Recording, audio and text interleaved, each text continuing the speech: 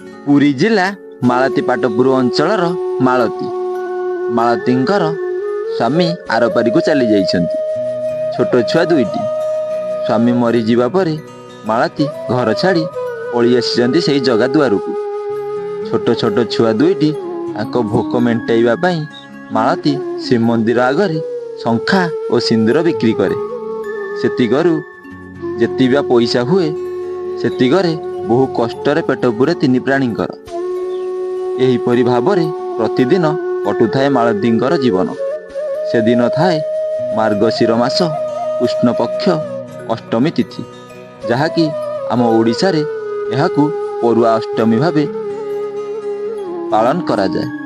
ମାଳତୀ ତାଙ୍କର ପୂର୍ବଦିନ ଯେବେ ବେପାର ସାରି ଫେରନ୍ତି, ଛୋଟ ଛୁଆ ଦୁଇଟି ମା ଆସିବା ଦେଖି ବହୁ ଖୁସି ହୋଇଯାଆନ୍ତି। ମାଆଙ୍କୁ କୁଣ୍ଢାଇ ପକାନ୍ତି। ମାଆର ସ୍ନେହ ଏତେ ଯେ ଛୁଆ ଦୁଇଟିକୁ ଧରି ଗେଲ କରି ପକାଏ ମାଳତୀ। ସଭିଏ ଏକାଠି ବସି ଖାଆନ୍ତି।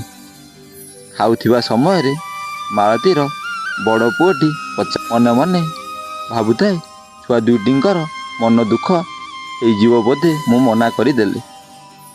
ମାଳତୀ ମିଛରେ ଛୁଆ ଦୁଇଟିଙ୍କୁ କହୁଥାଏ, ସମସ୍ତେ କାଲି ନୂଆ ପିନ୍ଧିବେ, ଆଉ ମୁଁ ମୋ ପୁଅଙ୍କ ପାଇଁ ନୂଆ ଡ୍ରେସ୍ କରିବିନି କେମିତି?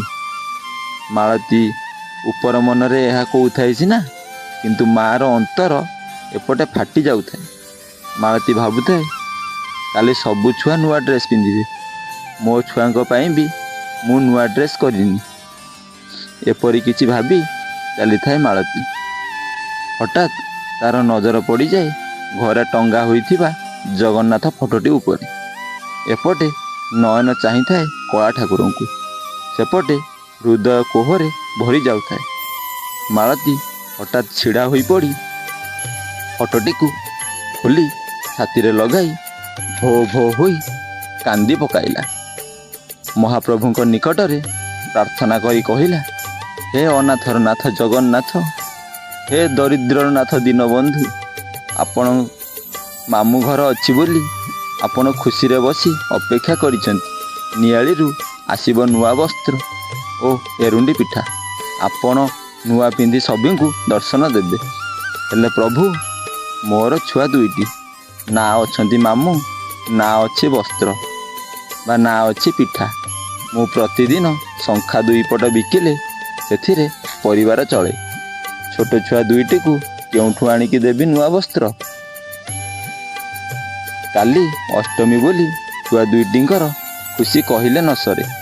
ମାଳତୀ ଏପଟେ ଗୁହାରି କରି ଜଣାଉଥାଏ, ସେପଟେ ଆଖିରୁ ଲୁହ ଠପ୍ ଠପ୍ ହୋଇ ବୋହି ଯାଉଥାଏ। ଶେଷରେ ଦୁଇ ହାତ ଯୋଡ଼ି ମାଳତୀ ଗୁହାରି କରେ, ତୁମେ ଜଗତର ନାଥ ଜଗନ୍ନାଥ, ତୁମେ ସମ୍ପୂର୍ଣ୍ଣ ଜଗତର ପ୍ରଭୁ, ମୋ ଛୁଆ ଦୁଇଟିଙ୍କର ମାମୁଁ ହୋଇ ତାଙ୍କ ପାଖରେ ଛିଡ଼ା ହୁଅ ମହାପ୍ରଭୁ। ଏହା କହି ମାଳତୀ ଶୋଇପଡ଼ିଲା। ତାର ପରଦିନ ମାଳତୀ ବାହାରି ପଡ଼ିଥାଏ ବିକ୍ରି କରିବା ପାଇଁ। ଶ୍ରୀମନ୍ଦିର ଆଗରେ ବସି ବିକ୍ରି କରୁଥାଏ। ସେହି ସମୟରେ ମହାପ୍ରଭୁଙ୍କ ପାଇଁ ପିଠା ଓ ବସ୍ତ୍ର ଆସି ସିଂହଦ୍ୱାର ନିକଟରେ ପହଞ୍ଚିଗଲା। ଏହାର କିଛି ମୁହୂର୍ତ୍ତ ପରେ ଜଣେ ବ୍ୟକ୍ତି ଧୋତିଟିଏ ପିନ୍ଧିଛନ୍ତି, ମୁଣ୍ଡରେ ଗାମୁଛାଟିକୁ ବାନ୍ଧିଛନ୍ତି, ହାତରେ ହଳଦିଆ କଲରର ବ୍ୟାଗଟିଏ ଧରିଛନ୍ତି। ଆସିକରି ପହଞ୍ଚିଗଲେ ମାଳତୀ ବିକ୍ରି କରୁଥିବା ଜାଗାରେ। କିଛି ଶଙ୍ଖା ଦେଖିବା ପରେ ମାଳତୀକୁ କହୁଥାନ୍ତି, ମୋ ସ୍ତ୍ରୀ ମନ୍ଦିର ଭିତରେ ଅଛି, ଏଇ ଶଙ୍ଖାଟା ମୁଁ ନେବି, ତାକୁ ଦେଖେଇକି ଆଣିବି। ମାଳତୀ ସିନା ହଁ କହୁଥାଏ, କିନ୍ତୁ ସିଏ କିଛି ଜାଣିପାରୁନଥାଏ। ତାକୁ ଏକ ବିଚିତ୍ର ଅନୁଭୂତି ହେଉଥାଏ। ଏମିତି ବହୁ ସମୟ ବିତିଗଲା ପରେ ମାଳତୀ ବ୍ୟସ୍ତ ହୋଇଥାଏ। ତାଙ୍କ ବ୍ୟାଗଟି ତାଙ୍କ ଦୋକାନ ନିକଟରେ ଛାଡ଼ି ଦେଇ ଯାଇଥାନ୍ତି। ଏମିତି ବହୁ ସମୟ ଅପେକ୍ଷା ପରେ ମାଳତୀ ଦୋକାନ ବନ୍ଦ କଲା, ଆଉ ବ୍ୟାଗଟିକୁ ଧରିଲା। ବ୍ୟାଗଟି ଧରିବା ମାତ୍ରକେ ତାର ଚତୁଃପାର୍ଶ୍ୱ ପୁଷ୍ପ ଓ ଚନ୍ଦନରେ ବାସି ଉଠିଲା। ସେ ଆଉ କିଛି ନ ଭାବି ବ୍ୟାଗଟି ଖୋଲିଦେଲା। ତା ବ୍ୟାଗଟି ଖୋଲିବା ମାତ୍ରକେ ତା ଘରେ ଥିବା ଜଗନ୍ନାଥ ଫଟୋଟି ବ୍ୟାଗ୍ ଭିତରୁ ସର୍ବପ୍ରଥମେ ବାହାରିଲା। ଫଟୋଟି ପରେ ଦେଖିବାକୁ ପାଇଲା ଆଜି ପାଇଁ କାହାଣୀଟି ଏତିକି। କାହାଣୀଟି ଯଦି ଆପଣଙ୍କ ମନକୁ ଛୁଇଁଥାଏ ସର୍ବପ୍ରଥମେ ଲାଇକ୍ କରିବେ, କମେଣ୍ଟ ମାଧ୍ୟମରେ ଜୟ ଜଗନ୍ନାଥ ଲେଖି କମେଣ୍ଟ ବକ୍ସରେ କମେଣ୍ଟ କରିବେ। ଆଉ ଏପରି ପ୍ରଭୁଙ୍କର ଚମତ୍କାର କାହାଣୀମାନ ଶୁଣିବା ପାଇଁ ଆମ ଚ୍ୟାନେଲକୁ ସବସ୍କ୍ରାଇବ୍ କରି ଆମ ସହ ଯୋଡ଼ି ହୋଇ ରହିବେ। ଆଜି ପାଇଁ ରହିଲୁ। ଜୟ ଜଗନ୍ନାଥ।